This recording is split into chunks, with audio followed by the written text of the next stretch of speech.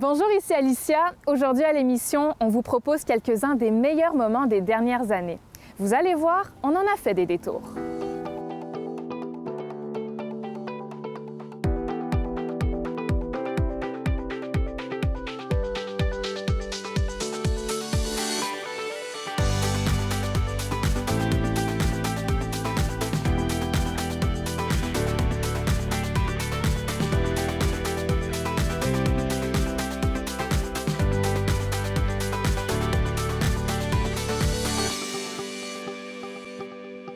Vous le savez, à l'émission Ça vaut le détour, on aime les arts de la table. Et comme dans tout, c'est souvent la passion qui motive le travail des producteurs et autres artisans culinaires.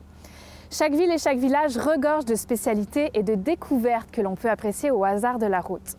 Débutons donc notre périple à l'instant avec un bon café.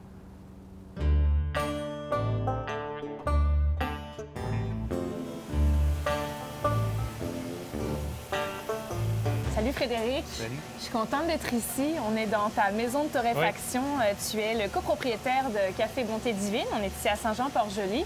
Ça sent bon, ça sent le café qu'on rentre ici. La torréfaction, c'est quand même un domaine très particulier. Qu'est-ce que c'est? En fait, c'est la cuisson des grains de café pour leur donner leur arôme et leur goût. C'est aussi simple que ça, mais en même temps, c'est très, très complexe. Ça m'impressionne de voir que le café, dans son état d'origine, avant d'être torréfié, finalement, c'est des grains verts comme ça Ouais. sent rien, ça ne goûte rien non plus. Et c'est le processus de torréfaction qui va faire que bon, les grains vont être brûlés et qui va tout développer le goût et les arômes du café. Explique-moi comment ça se passe. En fait, dans le grain vert comme ça, il y a un pourcentage d'humidité qui est entre 10 et 13 %. Le processus de torréfaction va enlever l'humidité qui est dans le grain de café, va le faire se développer. Il va faire se développer aussi les huiles et les arômes qu'il y a dans le café. On est capable d'aller chercher des goûts vraiment très pointus. C'est un monde fou, là. C'est vraiment un monde animé. Puis chaque jour, on peut découvrir quelque chose de nouveau parce qu'il y a tellement de provenance de café, il y a tellement de terroirs de café. Dans un même pays, tu as différentes régions qui vont donner des goûts de café complètement différents. Puis moi, ça me fascine tout à fait. Aujourd'hui, on est à la fromagerie des Grondines, à Grondines justement, et je suis en compagnie du copropriétaire Charles Trottier. Comment tu vas, Charles? Ça va bien. Ouais. On va faire un petit peu la visite de ta fromagerie, mais je pense qu'on peut pas rester habillé comme on est là. On a besoin de mettre un équipement. Oui, ben il faut se déguiser un petit peu pour aller à l'intérieur de la fromagerie. C'est préférable. En fait, c'est pour assurer la sécurité puis la propreté des lieux. Bon, ben c'est parti. C'est bon.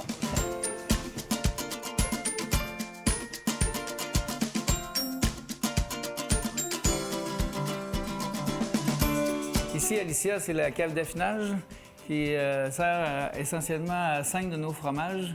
Il fait quand même frais ici, hein? Oui, quand même. L'idée, en fait, c'est de maintenir la salle à un degré d'humidité autour de 90 %, puis une température qui varie entre 9 et 11. Je vois que tu as apporté un outil qui s'appelle comment? On appelle ça un carottier. Un carottier. Dans le fond, c'est pour prendre une carotte, un peu comme on prend. On va forer, mais là, on va forer le fromage. Fait qu'on rentre, il faut quand même forcer un peu, en tournant légèrement. Puis une fois qu'on est rendu, on a assez long pour pouvoir y goûter, on tourne. Dans le fond, on fait juste faire juste un tour complet, puis on va tirer. Puis là, ben, si on est amateur de fromage, la première chose qu'on souhaite, c'est de le mettre sous son nez. Parce que ça, c'est comme... Ah, ça sent bon. Oui, c'est la meilleure... Puis quand on n'a pas... Quand on fait ça, bien, idéalement, on essaie d'y goûter. Ben, c'est sûr, je vais y goûter. Fait que je vais t'en laisser un morceau. Oui, on partage. Dans le fond, l'idée, c'est de partager, puis de garder un bouchon qu'on va replacer le plus justement possible. Une fois qu'on a remis le bouchon pour conserver notre fromage intact, bien, on va essayer de le remouiller pour s'assurer que, dans le fond, on va être capable de bien obstruer l'ouverture puis l'entrée pour éviter que des bactéries nuisibles puissent s'introduire dans le fromage. La prochaine fois que celui qui l'affine va passer, il va faire attention puis il va s'assurer que tout est bien correct. Normalement, il va y avoir un petit peu de pénicillium qui va se développer autour du bouchon, mais on ne perdra pas de fromage. Merci beaucoup, Charles. C'était très intéressant. Puis merci de nous avoir fait visiter ta belle fromagerie. Ça me fait plaisir.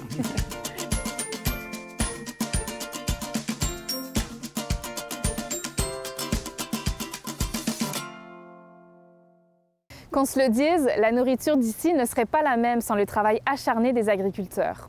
Pour se démarquer, certains d'entre eux font les choses à leur manière et n'hésitent pas à sortir des sentiers battus. Tous travaillent pour favoriser l'accès du plus grand nombre à des produits frais et savoureux.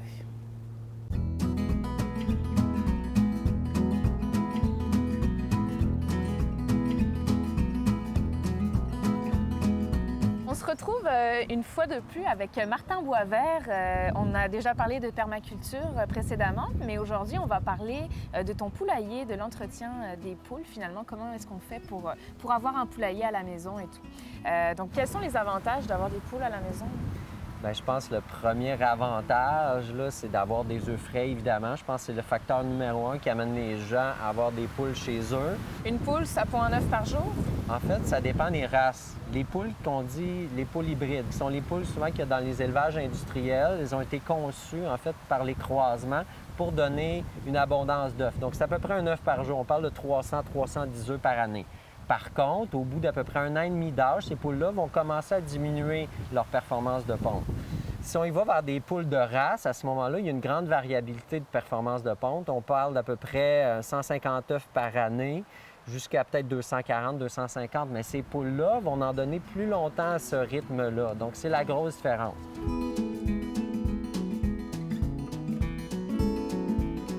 C'est bien beau d'avoir des poules, mais il faut aussi les loger, ces poules-là. Comment est-ce que tu aménages ton espace? Bien, un facteur clé, c'est de leur offrir une superficie suffisante individuellement. Tu sais, qu'elles doivent avoir leur espace vital à elles, sinon c'est comme anxiogène puis ça se passera pas bien. Fait que dans un poulailler, on parle d'à peu près un 4 pieds carrés par poule, donc un carré de 2 pieds par 2 pieds, 60 cm par 60 cm. C'est suffisant comme superficie de plancher de poulailler. On doit aussi, le plus possible, le dégager du sol. Pourquoi? Pour réduire la source d'humidité qui provient du sol. Puis ce qui est intéressant aussi, c'est qu'en dégageant le poulailler du sol, ça crée une zone d'ombrage en dessous du poulailler. La poule au gros soleil, l'été, là, elle pourrait mourir de chaleur. La poule ne sue pas. Elle a besoin d'avoir accès à de l'ombre. Donc, dans des endroits où les gens n'ont pas une grosse superficie de terrain, on surélève le poulailler. Il y a des avantages à ce niveau-là. Mais en plus, c'est qu'on va occuper au moins une partie de l'enclos qui va pouvoir aller en dessous du poulailler. Donc, on utilise de manière optimale notre terrain à ce moment-là si on a un enjeu d'espace chez nous. Parce qu'il y a le poulailler, mais il y a aussi l'enclos extérieur qu'il faut bâtir. Exactement. C'est que la poule est un animal. Tous les animaux doivent aller à l'extérieur. Il y a des avantages, trouver sa nourriture, juste avoir accès aux éléments, tout ça, pouvoir courir, tout ça. Donc, puis le gros de l'activité de la poule au quotidien, c'est de creuser le sol puis de chercher sa nourriture. Donc, si on ne lui donne pas cet accès-là, elle va vraiment être malheureuse. Donc, pour l'enclos, moi, ce que je dis aux gens, plus vous pouvez leur donner grand enclos, mieux c'est. Mais minimalement, 10 pieds carrés par poule, c'est jouable comme superficie. Donc, si on a 4 poules, 40 pieds carrés, un 4 pieds par 10 pieds, c'est intéressant. Si vous voulez garder les poules l'hiver, puis je le préconise vraiment parce que il y a des gens qui veulent s'en départir l'hiver pour les récupérer au printemps, mais c'est un stress, dans le fond, qu'on occasionne à nos poules. Il peut y avoir des transmissions de maladies par rapport à où on va aller les porter en refuge, par exemple, chez un fermier, tout ça. Alors qu'on peut totalement adapter l'environnement de nos poules pour qu'elles puissent bien passer l'hiver. Puis qu'est-ce qu'on doit faire justement dans son poulailler pour permettre à la poule d'être bien durant l'hiver? Le facteur clé, c'est de sortir l'humidité. Ça, c'est super important. C'est que dans un milieu humide, les poules vont avoir de la difficulté à se réchauffer. C'est normal. Donc, ça ne prend pas un poulailler qui est style sac en plastique. Là, on ne veut pas que ça soit hermétique. Mais autant l'humidité doit sortir, il faut faire en sorte que les vents dominants ne puissent pas rentrer. On ne veut pas créer de courant d'air. Fait que ce qu'on peut utiliser comme effet naturel, c'est un effet de cheminée. C'est d'avoir une trappe dans le bas de notre poulailler, puis une autre trappe en haut. La chaleur sort par en haut, il y a un appel d'air par le bas. Donc, il va y avoir un échange d'air comme ça. Puis, ça va favoriser, dans le fond, la sortie de l'humidité. Puis des odeurs aussi, de l'ammoniac qui va venir des déjections des poules. Ça ne dure pas longtemps, mais on veut que ça sorte du poulailler, ces odeurs-là. Fait que là, il devrait être tout chaud. Il est encore chaud, oui. Wow. On est habitué des œufs froids, là, quand on les achète dans le commerce, mais oui. Voilà.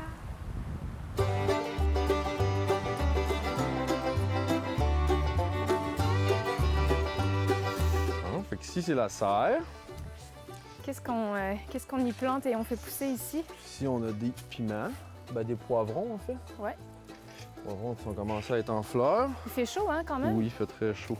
Une chance qu'il fait chaud. On a besoin de chaleur. Alors, on est avec Michael Landry, qui est agriculteur maraîcher pour les terres boréales. Et on est ici sur la terre familiale, en fait. Et tu fais de la permaculture. Explique-moi un peu ce que c'est la permaculture. La permaculture, en fait, c'est un peu une réponse aux problèmes de l'agriculture conventionnelle. C'est plutôt d'essayer de respecter les lois de la nature puis de créer un peu des écosystèmes qui sont voués à servir de l'agriculture, mais qui sont faits de façon à respecter, je dirais, les codes de la nature. Parle-moi un petit peu des particularités que tu vis ici sur la Côte-Nord, parce que c'est pas nécessairement des conditions idéales pour faire pousser ces produits. Oui, c'est un peu différent de ce qui se fait ailleurs. Justement, le principal, c'est la température. Comme tout, ça a deux facettes de médaille, dans le fond, parce que c'est plus dur, parce qu'il fait plus froid, les périodes de récolte sont plus courtes, tout est un peu plus concentré. Mais en même temps, j'ai pas les mêmes ravageurs côté insectes que j'aurais si j'étais au plus au sud, tout ça. Fait que faut que j'adapte ce que j'ai appris, dans le fond, à ma réalité ici, là, qui est des températures plus basses, des fruits, des nuits beaucoup plus fraîches. Ça sert à quoi? C'est pour planter des graines à haute précision. Avec ça, je remplis le bac de graines, puis j'ai un entraînement à chaîne avec lequel je peux décider exactement à quelle distance chaque graine va tomber. Si j'avais pas ça, ça serait une toute autre histoire. En fait, il faudrait que tu prennes chaque graine. Chaque graine, il faut que je creuse, tout ça, c'est pratiquement impensable. Ce que tu fais, c'est un peu novateur. Est-ce que tu penses que derrière tout ça, il y a une certaine sensibilisation qui se fait auprès de ta clientèle?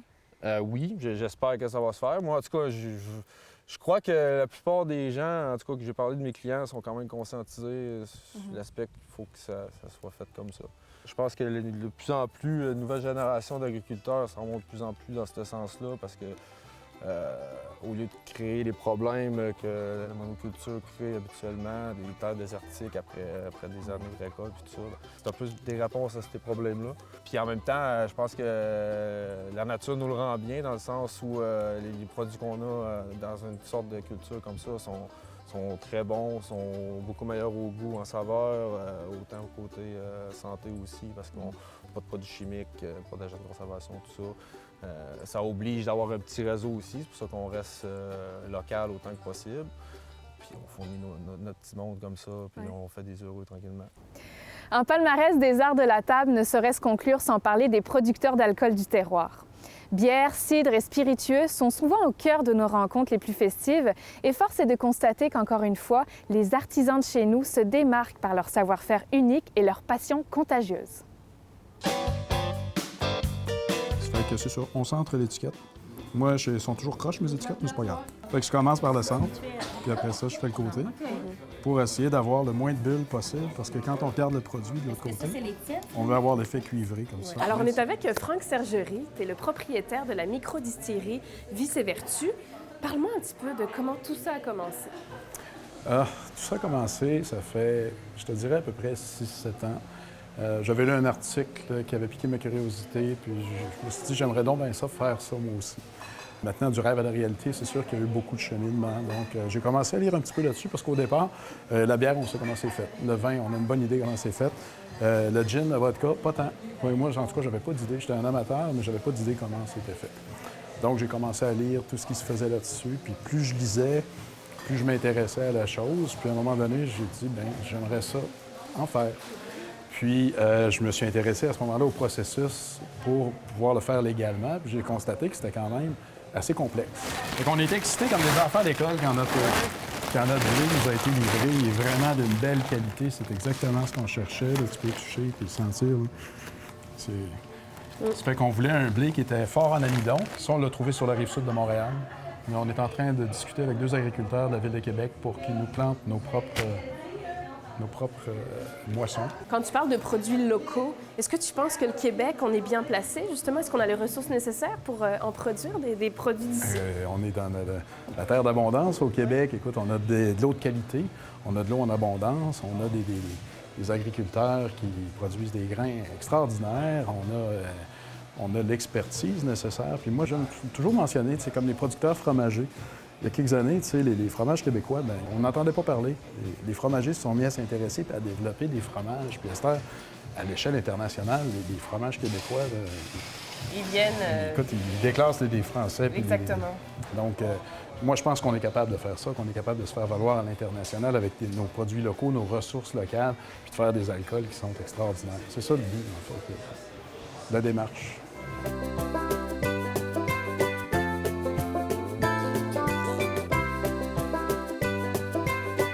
Donc ici, on se retrouve vraiment dans la cidrerie. Donc c'est là que tous nos produits vont se faire. La majorité de nos produits qui se font en cuve d'inox, comme ça ici. On commence à s'amuser un petit peu, comme je disais tout à l'heure, avec la barrique de bois, des vieillissements un petit peu plus prolongés.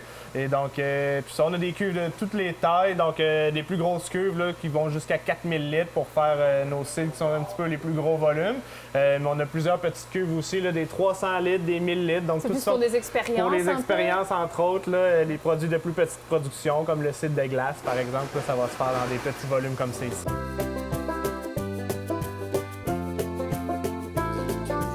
Tous nos vergers sont plantés en pommes de table qu'on va appeler. Donc les pommes qu'on connaît, la Macintosh, la Cortland, etc. Donc c'est des pommes qui sont qu'on peut croquer comme ça, qu'on peut utiliser dans la cuisine, etc. Et c'est vraiment ces pommes-là qui sont à la base de tout le monde cidricole au Québec, parce que c'est ce qu'on retrouve dans nos vergers. Mais de plus en plus, on voit un retour de ces anciennes variétés-là, qui sont des pommes qui sont vraiment utilisées spécifiquement pour la production du cidre. Et de plus en plus, certains producteurs déjà ici au Québec, un petit peu plus aux États-Unis ou en Ontario, là, ont commencé à ramener ces variétés-là dans les mélanges. Donc nous, pour l'instant, on a encore le verger traditionnel québécois, disons, là, de pommes de table, mais c'est dans nos projets futurs, évidemment, là, de s'amuser un petit peu là, à intégrer de nouvelles variétés qui peuvent amener un petit peu plus de profondeur et qui, évidemment, là, peuvent nous aider à se distinguer là, avec nos produits. L'avenir du cidre est très prometteur au Québec. Ouais. Donc ici, c'est ça, nous voilà vraiment au verger, dans une rangée de Spartan plus précisément. Donc là, on est vraiment en pleine saison de récolte. Les pommes sont bientôt toutes mûres. C'est la très grosse saison là, pour nous là, dans l'année, évidemment. Elles sont belles, là. elles sont rouges. Oui. Est-ce que tu me permets d'en prendre une puis bien de sûr. prendre une croquette? Bien sûr. Bon, je vais prendre elle. À ta santé. Parfait.